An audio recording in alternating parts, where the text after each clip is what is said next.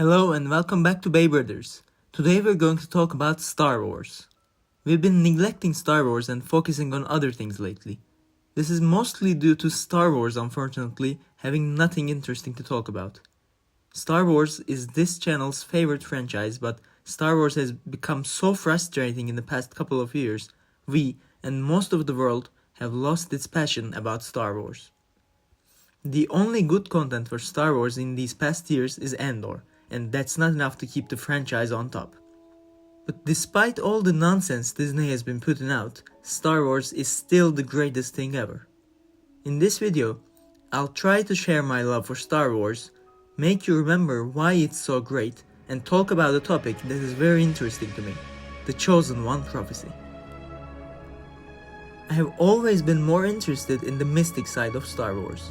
The sci-fi parts are great, the space battles, the politics, those are important aspects of Star Wars also, but I am more interested in lightsaber battles, the Force, the conflict between Jedi and Sith, balance, the Force fields. Because those are the things that separate Star Wars from any other sci-fi or fantasy franchise.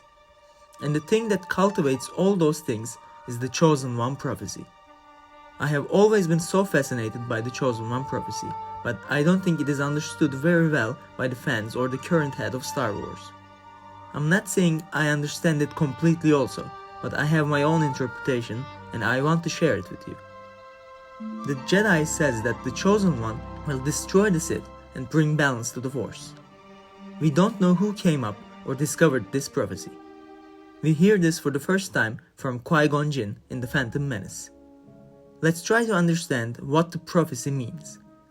It says the Chosen One will bring balance. But why is the Force out of balance in the first place? The Jedi reign supreme and the Sith are extinct. There are thousands of Jedi in the galaxy. The Sith seem already destroyed from the Jedi's point of view. The prophecy as we know it is an interpretation by the Jedi. The Jedi believe in order to bring balance, you have to destroy the Sith. But I don't think it's that easy. Having thousands of Jedi and only 2 Sith doesn't seem balanced to me.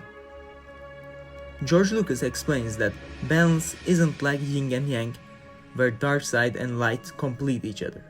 Balance is force flowing purely without corruption. The Jedi think corruption is caused by the Sith, but it's not always the case.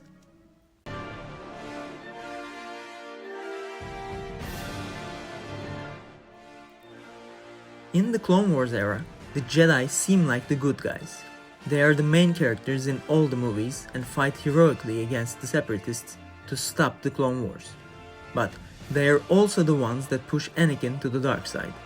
The Jedi Order push Ahsoka away from the Order, doesn't trust the most decorated general, hero of the Clone Wars in the most pivotal moments, and don't help Anakin with his problems when he needs it the most. The Jedi Order are the corrupt ones in the Clone Wars era. They are the ones that push the Force out of balance. And the reason for their corruption is that they entered the Clone Wars. You might say, what should have they done? Let innocent people die? As a Jedi, we were trained to be keepers of the peace, not soldiers. But all I've been since I was a Padawan is a soldier. Then let me take you back to 4000 BBY, to the Old Republic. The Jedi of the Old Republic face a very similar situation. The Mandalorians attack the Republic and start the Mandalorian Wars. Republic forces try to defend against Mandalorians, but Mandalorians are great warriors and the Republic needs help from the Jedi. The Jedi decide not to interfere with the Republic's war. The Jedi are after all peacekeepers, not soldiers. This decision brings a conflict inside the Order. Some Jedi want to protect the innocent and join the fight. A young, rash, and very talented Jedi argues with the Council and decides to leave the Jedi Order in order to help save innocents in the Mandalorian Wars. That Jedi's name is Revan. Hundreds of Jedi follow him and leave the Order to fight. They call themselves Revanchists. The Revanchists overwhelm the Mandalorians, but during the wars, a dark force begins to influence their actions. Revan kills Mandalore the Ultimate and ends the war. In the end, an accident happens and a planet gets destroyed by the revanchists. Billions of people die. With the shock of the event, Revan and many Jedi turn to the dark side. Led by Darth Revan and his apprentice Darth Malak, the galaxy enters a dark age that is influenced by the Sith. The Jedi of the Clone Wars should have taken lessons from their history and stayed out of the war and don't let their judgment get clouded by the dark side. Instead, they chose to become the pawns of the Republic and in the end came close to extinction. What I'm trying to say with these stories is that Jedi's interpretation is not to be trusted. What I believe is, bringing balance to the Force is not about destroying the Sith.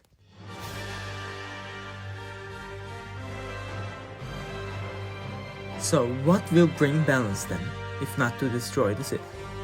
For that, we have to go back again to 26,000 BBY and examine the Jedi Order. The Jedi Order can be explained simply as the predecessor to the Jedi Order. The main difference is that the Jedi Order uses both the light side of the Force and the dark side. The Jedi and the Sith doesn't exist on that time. There is only balance. The Jedi live on a planet called Tython. The planet is deeply connected to the Force. Force-sensitive people from all over the galaxy were once brought to Tython by mysterious starships called the Toyor. I believe these Toyor were navigated by the Force itself. These Force-sensitive beings formed the Jedi Order. Their code houses tenets from both the Jedi and the Sith code. The members of the Order must use the dark and the light side of the Force in balance. If the balance is broken, the planet itself reacts and forms terrible Force storms. If a person uses the dark side more, he will be sent to Ashla, the light moon of Tython, to find balance. And if he uses light more, he will be sent to Bogan. Jedi and Sith wield the Ashlar and Bogan, the light and the dark. These are told in the amazing comic series called Dawn of the Jedi. I recommend every Star Wars fan to read it. It will grant you a new perspective. According to these stories, using both the dark side and the light brings balance. Let's examine how Anakin brings balance to the Force. He first destroys the corrupt Jedi Order and then destroys the Sith when killing Palpatine. He allows Luke to form his new Jedi Order the right way. I think what makes Anakin the chosen one is his attachments. His attachments to Obi-Wan, Ahsoka, Rex, Padme, his mother, and of course his children. Without Luke, Anakin wouldn't have turned back to the light. He had surrendered to his fate as Darth Vader. Luke sees the good in him and turns him back. What enables the balance to be restored is the attachment between Luke and his father. But attachment leads to dark side, right? Maybe using the dark side sometimes, like the Jedi Order, isn't a bad thing all the time. Luke always had attachments. He didn't train as a Jedi in the traditional way. He didn't know a thing about the Force until he was 19 years old. He had attachments to his uncle and aunt, to Han and Leia, to Obi-Wan. Luke always used a little dark side. The major change that Luke makes to his new Jedi Order compared to the old one is that he allows attachments. There's a deeper meaning behind Luke being the last Jedi. He is the last of the old Jedi, but first of the new. He even marries Mara Jade and has children. Having attachments brings balance.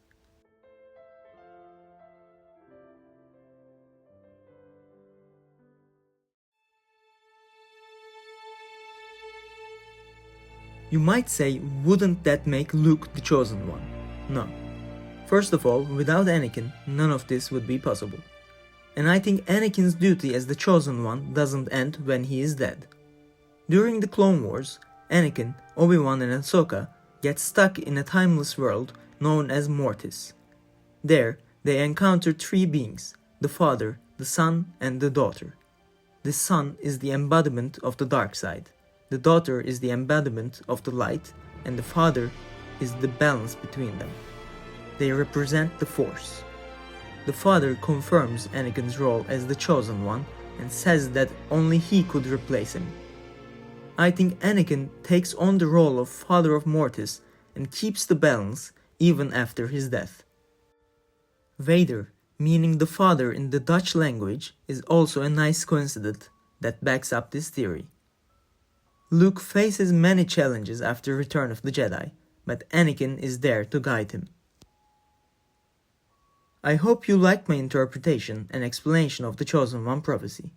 Thinking about this stuff reminds me why I love Star Wars so much. So if any one of you felt the same way watching this video, I have reached my goal. Thank you for watching. If you liked the interpretation or if you have any other explanations, you can let me know in the comments. Be sure to like the video and subscribe to our growing channel. May the Force be with you. Baybrothers out.